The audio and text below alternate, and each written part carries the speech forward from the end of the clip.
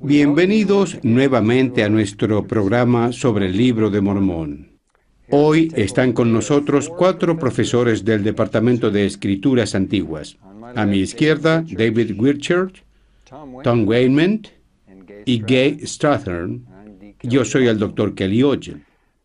Hoy vamos a hablar sobre los capítulos 10 y 11 de Tercer Nefi en el Libro de Mormón.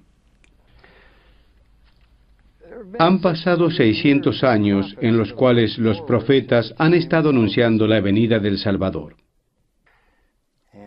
Y en esta parte, antes de comenzar el capítulo 10, encontramos que varias de las profecías de Samuel ya se han cumplido. En la actualidad tenemos condiciones muy similares. Nuevamente estamos esperando la venida del Señor, por lo que esas cosas también se refieren a nuestro tiempo. Tenemos en el capítulo 9 un reporte de daños, la magnitud de la destrucción en toda la tierra y luego el anuncio de quién era el visitante. En el capítulo 9, versículo 15, por ejemplo, el visitante se presenta diciendo: «He aquí, soy Jesucristo, el Hijo de Dios. Yo creé los cielos y la tierra». Me impresiona mucho la claridad y la exactitud de sus palabras que no dejaron duda de quién era Él. En el capítulo 10, al final del versículo 10, dice: «El Señor Jesucristo, el Redentor». Y luego, en el capítulo 11, Él mismo se anuncia diciendo: «Yo soy Jesucristo, de quien los profetas testificaron que vendría al mundo. Yo soy la luz y la vida del mundo». Y aún el Padre anunció su venida. «He aquí a mi Hijo amado en quien me complazco, en quien he glorificado mi nombre. A Él oíd». Eso es lo que dice el Padre cada vez que Cristo viene, ¿de acuerdo? Unas pocas veces. Este es el Salvador del mundo, Él lo creó, Él es el que lo cuida. Pero en las raras ocasiones que se ha manifestado el Padre, como en el bautismo de su Hijo y en el monte de la Transfiguración, y cuando anunció a los habitantes en la antigua América diciéndoles: «Este es mi Hijo amado», sabemos que los judíos no creen que Dios tenga un hijo. Los musulmanes no creen que Dios tenga un hijo. Y no estoy seguro cuántos cristianos en estos días realmente creen que Dios tiene un hijo que vivió aquí en la tierra. Pero tenemos el testimonio del Padre y sabemos quién es Él y que apareció. ¿Qué más sucede en el capítulo 10? Me gusta mucho cuando en los versículos 4 y 5 el Salvador habla de la gallina y los pollitos. Como vemos, es la misma declaración o muy similar a la del Salvador al final de su ministerio, estando de pie en el Monte de los Olivos mientras observaba a Jerusalén y expresó: «Oh Jerusalén, Jerusalén, cuántas veces os hubiera juntado como la gallina junta sus polluelos y no quisisteis».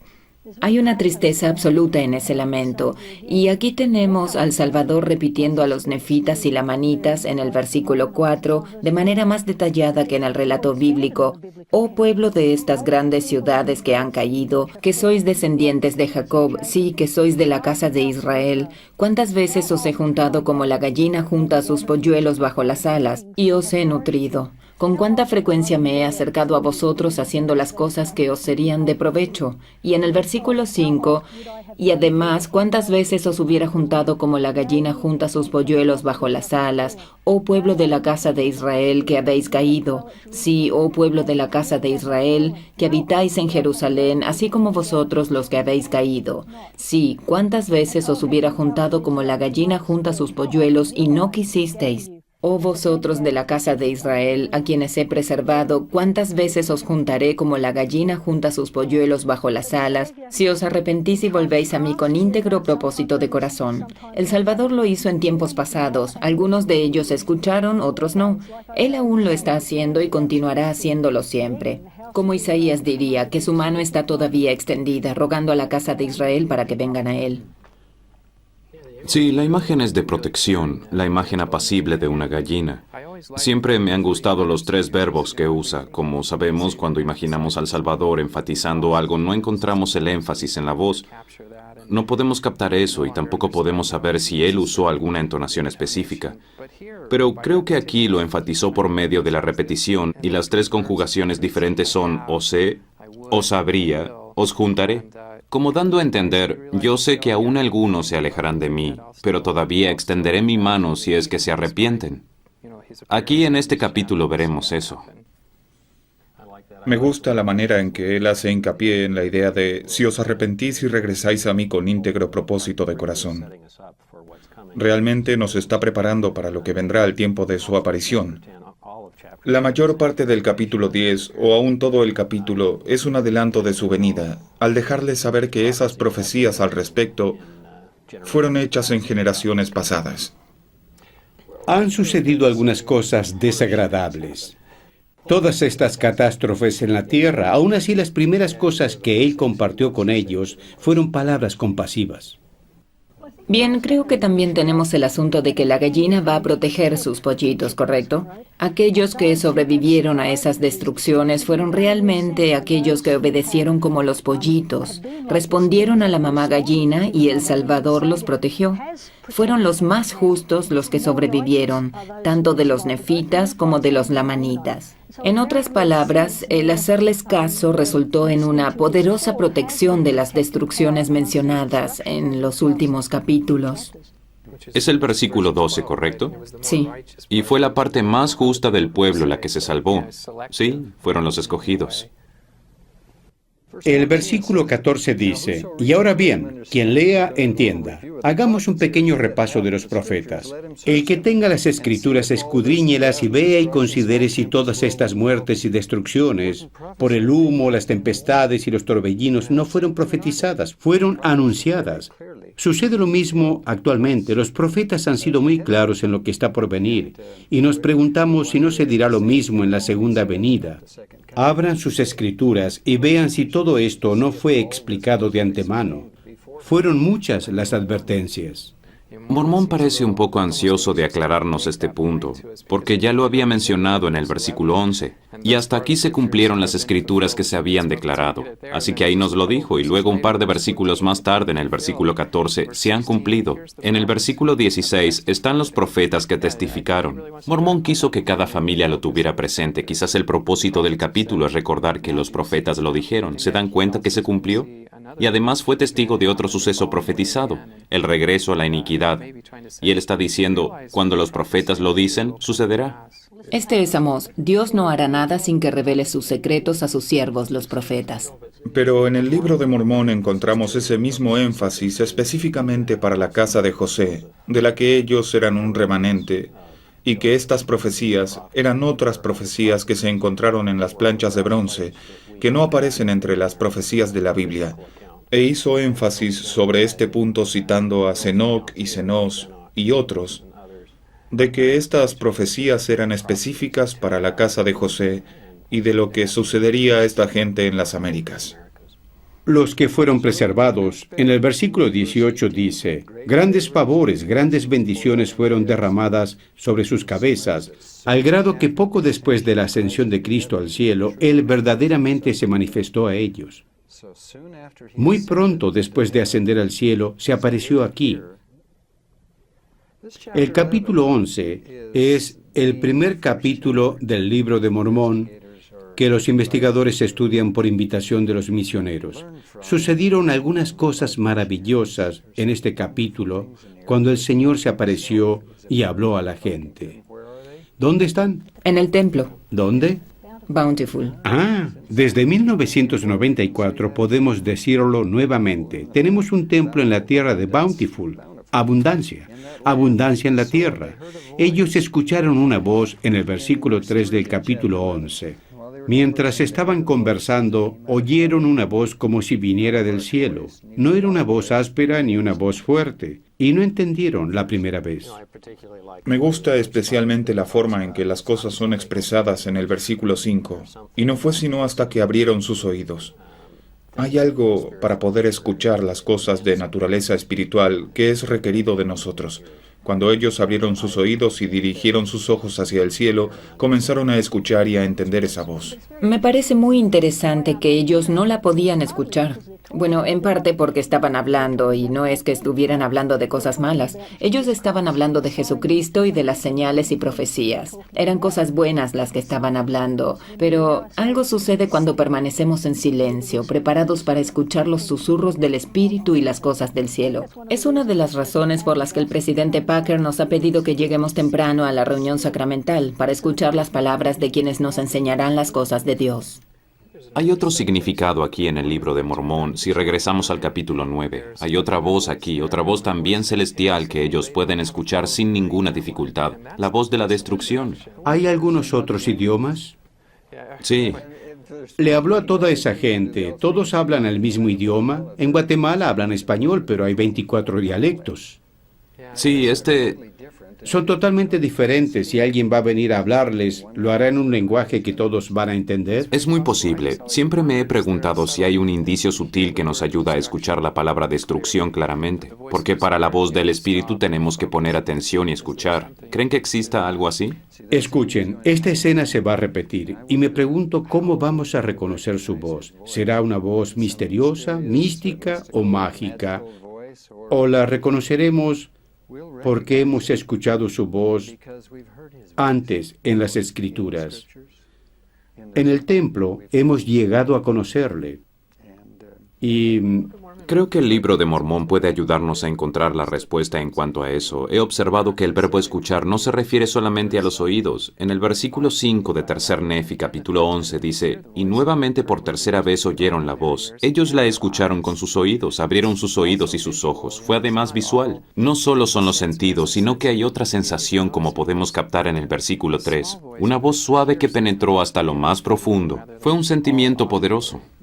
En efecto, todas estas declaraciones, testimonios y testigos nos hablan de lo auditivo y de lo visual, y que inmediatamente después de que Él apareció, vino este sentimiento o sensación que los estremeció, que se manifestó así de varias maneras a la gente que estuvo allí, para que ellos supieran quién era Él. No quedó duda de que Él era el Cristo. Hay algo más, sin embargo, cuando el Padre dijo, «He aquí, este es mi Hijo amado». Ellos escucharon las palabras, pero no creo que hayan entendido el significado de ellas, porque cuando lo vieron descender todavía creían que era un ángel. No relacionaron las palabras con aquel que descendía. No fue sino hasta que el Salvador dijo, «Yo soy Jesucristo», de quien los profetas testificaron, que la multitud entendió lo que estaba sucediendo. entonces después, una vez que apareció, ellos supieron quién era Él. ¿Qué los invitó a hacer? Que se acercaran uno a uno y lo tocaran. Como David dijo, para que tuvieran ese testimonio físico. En efecto, este es el testimonio esencial, el contacto físico, que no es un espíritu. Es en parte el cumplimiento de la sección 129 de Doctrina y Convenios, donde dice que si queremos saber si es un espíritu o un ser resucitado, basta con que estrechemos su mano. Es decir, soy el que digo que soy el Cristo resucitado. Hay algo más en medio de todo esto, y lo leemos únicamente en 2 versículos. Se ha calculado y no sabemos exactamente cómo sucedió, pero si cada una de las 2.500 personas que lo tocaron se detuvo 10 segundos ante el Señor, significa que Él estuvo allí cerca de 7 horas. Lo leemos en las Escrituras y pensamos, ¡qué maravilla! Pero cuando nos detenemos a pensar en el hecho de que Jesucristo estuvo allí por un periodo de tiempo tan largo, nos damos cuenta de que era muy importante para el Salvador dar un testimonio individual, y no como bajo la ley de Moisés, que fue un convenio con la nación. Con la llegada del Salvador, los convenios se hacen uno a uno, convenios individuales donde nos comprometemos con el Salvador a hacer su obra. Además, a todos aquellos a quienes Él se apareció, primero a las mujeres, después a los apóstoles y una semana más tarde a Tomás, a todos les pidió que tocaran sus heridas. Esas 7 heridas en sus manos, su costado y en sus pies. En parte, creo que fue porque siglos después la gente iba a decir, bueno, yo creo que Dios sí vino a la tierra, pero no creo que haya tenido un cuerpo como el nuestro. Los filósofos griegos y los demás han dicho, el cuerpo es malvado, no pudo haber tenido un cuerpo como este. Él invitó a todos, a miles de personas en ambos lados del mundo a que lo tocaran, lo sintieran, para que supieran que él tenía un cuerpo físico.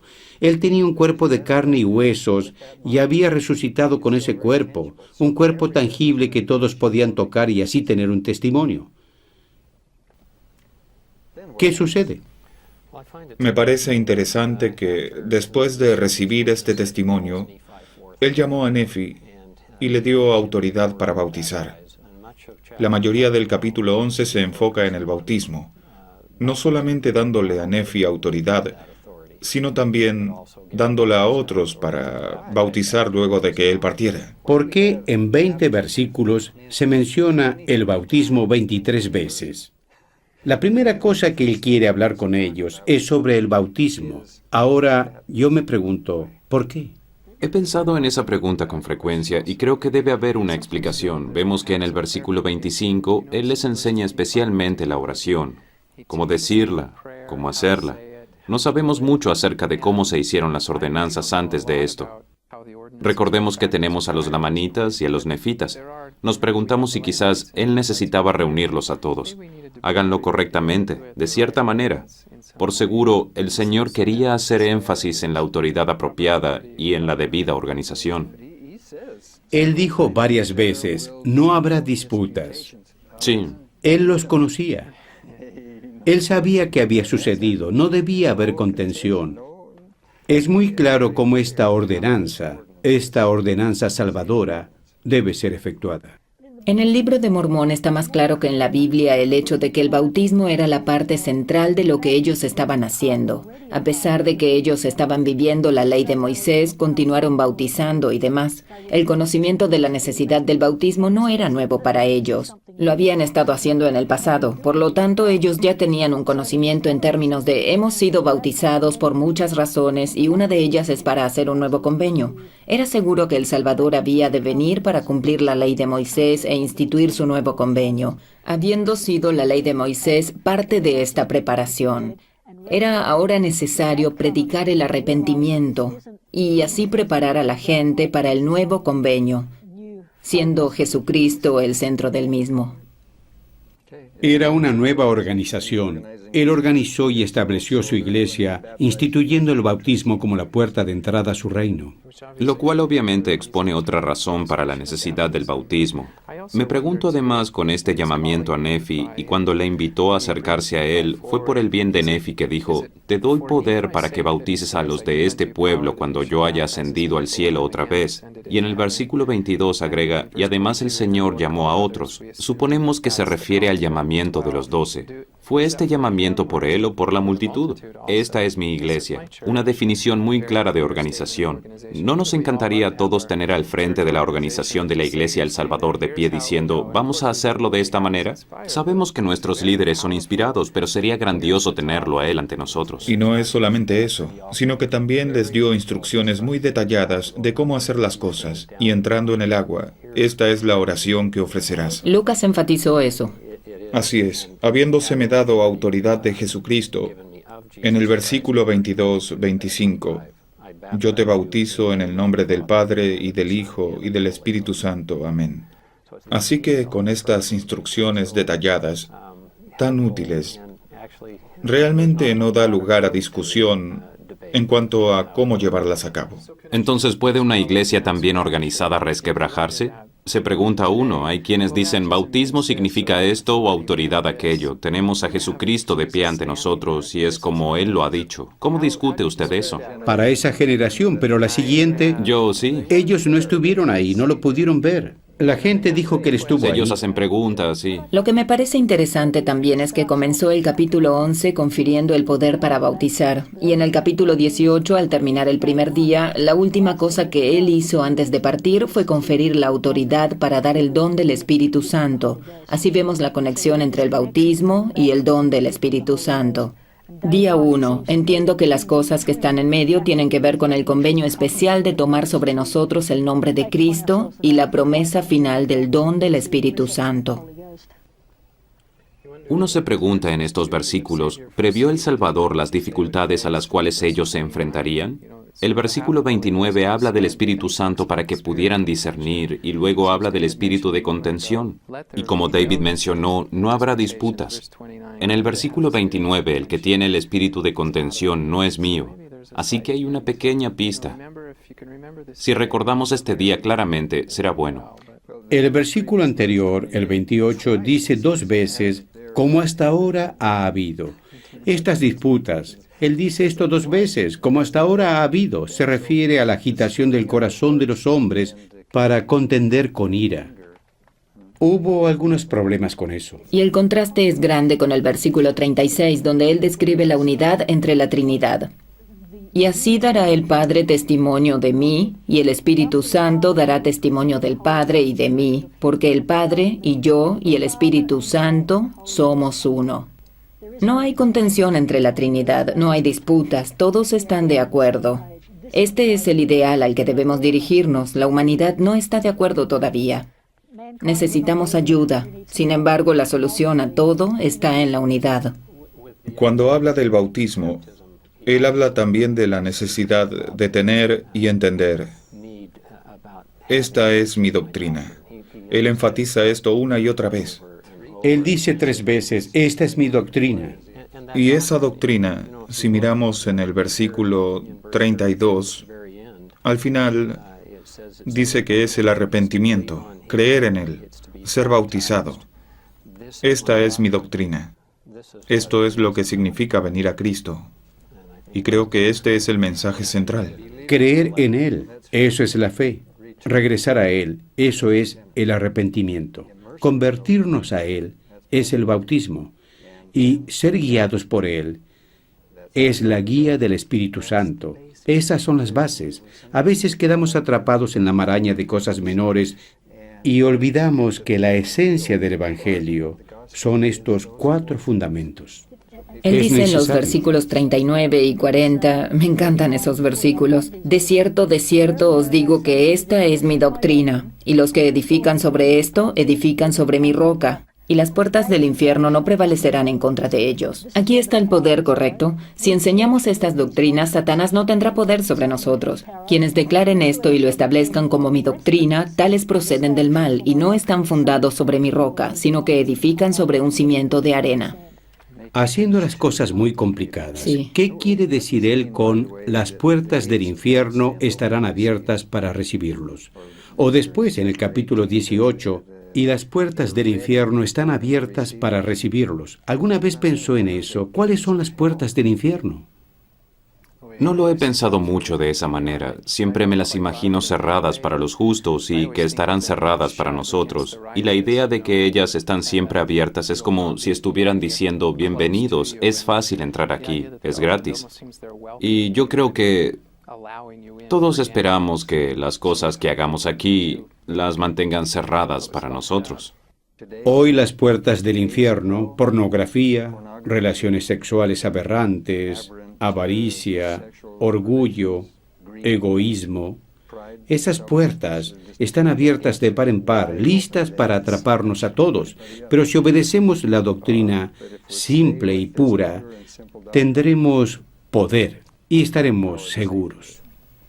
Una cosa que me parece interesante y que se encuentra al comienzo de Tercer Nefi en el capítulo 2 es que cuando las señales comenzaron a perder su efecto en la gente, Satanás tuvo más control sobre ellos. Y una de las cosas que empezaron a enseñar fue que la doctrina de Cristo era vana y tonta, mientras que el Salvador dice que esta es una de las cosas más importantes. Es una de las primeras cosas de las que él habla. ¿No es interesante que de acuerdo a nuestra filosofía y la forma en que hacemos las cosas los seres humanos, algunas de ellas que consideramos las más importantes no lo son realmente? Cuando el Salvador venga como prueba y testimonio viviente, sabremos qué es lo más importante. Él puede poner todo en su verdadera perspectiva muy rápidamente. Por eso es que amo el templo. El templo nos ayuda a mantener nuestras prioridades en orden, las cosas verdaderamente importantes. ¿Hay algo más que deberíamos mencionar como resumen de estos 2 capítulos, Gay? Bueno, creo que como usted mencionó al principio, todo en el Libro de Mormón ha estado guiándonos a este punto. Y todo en el resto del Libro de Mormón es un eco de ello, o refleja de algún modo esta majestuosa y divina experiencia que nadie podría haber esperado tener en este estado mortal. En un sentido muy real de lo que estamos viendo aquí, especialmente en el capítulo 11, es la condescendencia de Dios que Nefi pudo experimentar cuando el ángel le explicó a él la visión de su padre. ¿Qué es el amor de Dios? Es la condescendencia de Dios por la cual Jesucristo, un ser divino, descenderá una vez más desde su hogar celestial a la tierra para ir entre la gente y enseñarles y que lleguen a saber de manera individual quién es Él. Uno por uno irán hasta Él y lo verán y lo tocarán. Y así podrán saber de manera personal, sin intermediarios, que Él es Jesucristo, el Hijo de Dios viviente.